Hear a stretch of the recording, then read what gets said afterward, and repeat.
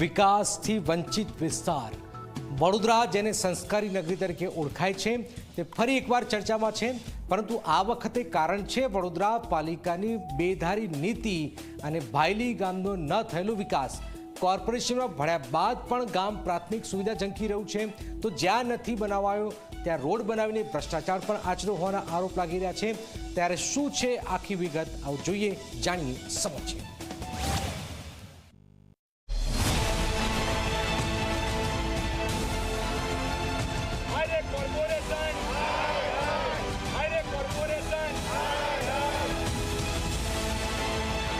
ભાયલી ગામને વડોદરા મહાનગરપાલિકામાં સમાવેશ થયાને 5 વર્ષ વીતી ગયા, પરંતુ વિકાસનું નામો નિશાન નથી. નથી પાકા રોડ, નથી રસ્તા, નથી મૂળભૂત સુવિધાઓ.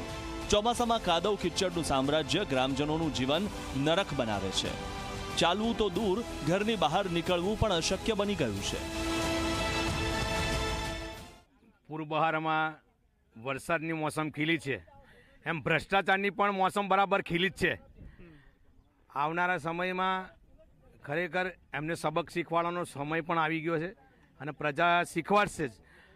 છેલ્લા 70-80 વર્ષથી ગ્રાઉન્ડ વનની આ પ્રજાને કોઈ પણ જાતનો વિકાસ એને કે નહીં, રોડ નહીં, રસ્તા નહીં, પાણી નહીં, લાઇટ નહીં, સફાઈ નહીં, એમને જાણે કે ચોખામાંથી તરિયો કેવો અલગ નીકળી ગયો હોય એવા ગણવામાં આવે છે.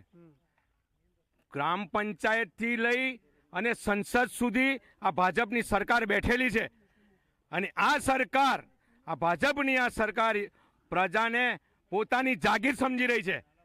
એટલે ખરેખર આ પ્રજાએ આવે એવો સમય લાવવાનો છે કે તમે ભાઈ ઘરે બેસો, તમે સેવાઓ આપી, એ સેવાઓમાં હવે તમારી ચૂક રહી ગઈ છે.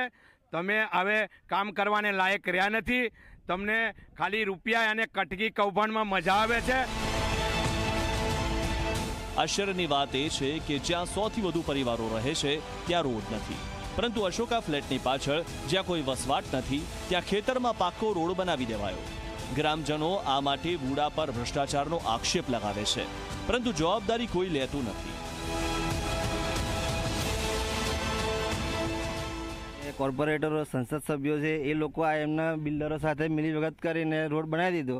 જ્યારે અમે ગ્રાઉન્ડ વડે 70 વર્ષથી રહીએ છીએ ત્યાં કોઈ કાંકરી બી નાખવા નથી આવી. એ જો રોડ તમે જોયો ને ત્યારે એ રોડ ખાલી જીબીના સબસ્ટેશન માટે બનેલો છે. કોઈ અહીંયા રોડમાં કોઈ અવર જવર કરે છે અહીં કોઈ જ નથી આવતું. જોઈ લો, તમે જોઈ શકો છો, બધે ઝાડી જ છે. આ જે ફ્લેટ છે એની પાછળ બી સ્પેશિયલ પર્સનલ રસ્તો છે. આ રોડ પર તો કશું છે જ નહીં, વગર કામનો જ ખર્ચો કરેલો છે અહીંયા આગળ. અને ત્યાં અમારે જરૂરિયાત છે, ત્યાં અમે 70-80 મકાનો જે ત્યાં છે તેને અવર જવર માટે ત્યાં રસ્તો જ નથી. ત્યાં અમારે આ ભ્રષ્ટાચાર, પૂરેપૂરો ભ્રષ્ટાચાર છે. ભાયલીમાં બધી જ ટીપીમાં આ રસ્તો કરેલી છે.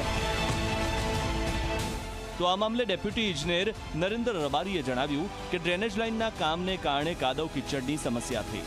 કાચો રોડ હોવાથી મુશ્કેલી થાય છે. ગ્રાન્ટ મળશે તો પાકો રોડ બનશે. હાલ વેટ મિક્સ અને રોડા નાખીને રસ્તો સરખો કરવાનો પ્રયાસ ચાલે છે. ખેતરનો રોડ બુડાએ બનાવ્યો, અમે નહીં.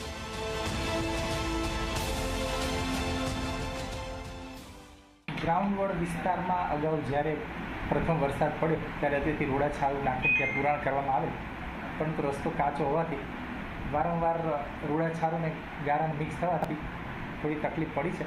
પરંતુ હવે ફરીથી આજે વેટ મિક્સ અને રોડા છાળું નાખીને રોડને પૂર્ણ કરવામાં આવશે અને ભવિષ્યમાં આવતી સરકારશ્રીની કોઈ પણ ગ્રાન્ટોમાંથી સદર રોડને નવીન બનાવવા માટેની કાર્યવાહી જરૂરી ગ્રાન્ટ મળેથી કરવામાં આવશે. 100થી વધુ પરિવારો ચોમાસામાં ઘરમાં કેદ થઈ રહેવા મજબૂર છે. ગ્રામજનોએ ધારાસભ્ય, કોર્પોરેટર અને વીએમસીમાં અનેક વખત રજૂઆત કરી, પરંતુ સમસ્યાનું કોઈ સમાધાન નથી. વીએમસીની બેધારી નીતિ અને અધિકારીઓની ઉદાસીનતાથી ગ્રામજનો હતાશ છે.